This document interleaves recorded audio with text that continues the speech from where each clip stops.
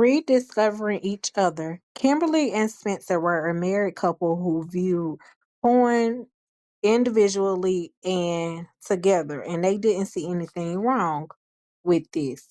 When they had sex, both of them would replay porn scenes in their minds. They thought it brought some spice to the bed, but it meant that the other person wasn't much more than a performer playing a fantasy role. In fact, it was almost like the other person wasn't even there. After they both found Christ, they started questioning the effect that porn was having in their relationship. They admitted that they were feeling disconnected from one another. Something that was supposed to unite them, sex, was driving them apart because of the borrowed images in their minds. They also they asked for advice about this problem from an older couple at church. This other couple encouraged Spencer and Kimberly to commit to 3 months of not viewing porn and try to block out the porn memories from their minds while having sex. Instead of acting out scenes, they would focus on being present with each other and loving and giving pleasure to each other. After 3 months, they should evaluate. It didn't take that long. Immediately, they started noticing a difference. After years of porn use, it wasn't easy to eliminate all those images from their minds, but to the extent that they did, it brought them closer. We realized we had to give up porn up once and for all, said Spencer. We turned our sex life and our thoughts lives over to God. Kimberly and Spencer surrendered their sexuality to God. What about you? Kimberly and Spencer, Patrick, so many others have had fears and doubts and questions when they had surrendered themselves to God. But they have all found that surrendering themselves to God, who loves them, wasn't a loss, it was a gain. If you surrender yourself to God, you can trust Him with your heart, your present, and your whole relational future. Have you ever rented an apartment?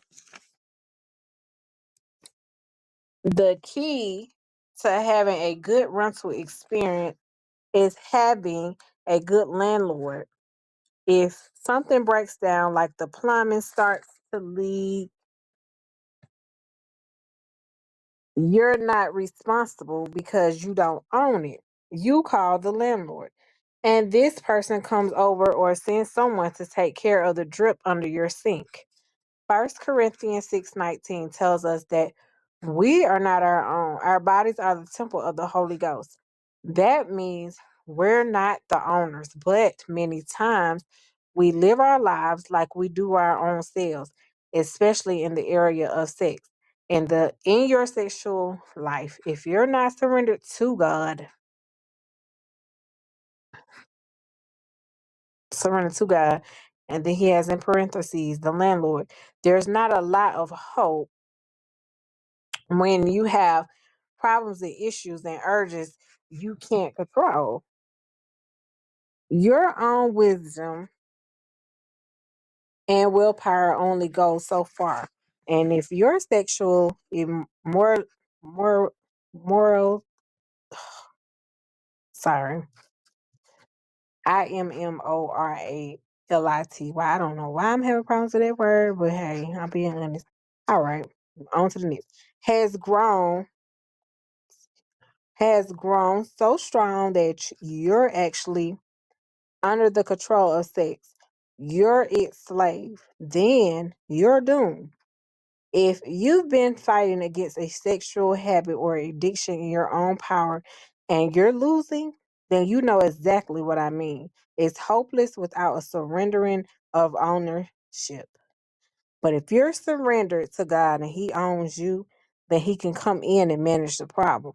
See, you were bought with a high price. When God sent Jesus, that was the payment, the eternal payment for God to own us, for Him to come in and be able to change us and have power over our situations. He said, I sent my only son because you were so important that I'll take care of this debt forever. Now you have a response. I need you to honor me with your body. Honor God with your body. Don't do things or watch things or think things that would take you from the purpose that I have for you. So don't feel like if you choose to be in a recreational dating and you have sex with this person, don't think that that's going to keep them there, because it's not. Especially if it's before marriage as well, it's not. Is you're just making more problems in your life, and you're pushing that person away, and they're going on to the next anyways. So remember, honor God with your body. So my question is, who owns you? Do you own you? Does your sexuality own you? Do society's ideas of sex and relationship own you? Does a relational dream or fantasy own you? Or does God own you? Trust him. Turn yourself over to him, because God can manage only what he owns. God says, "Hey, I'm a good father.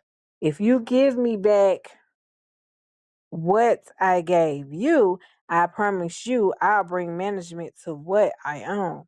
There is nothing too big for our God to bring under the subjugation. I guess that's how you say that word, of his power, but he's not going to take it from you. You have to give it to him.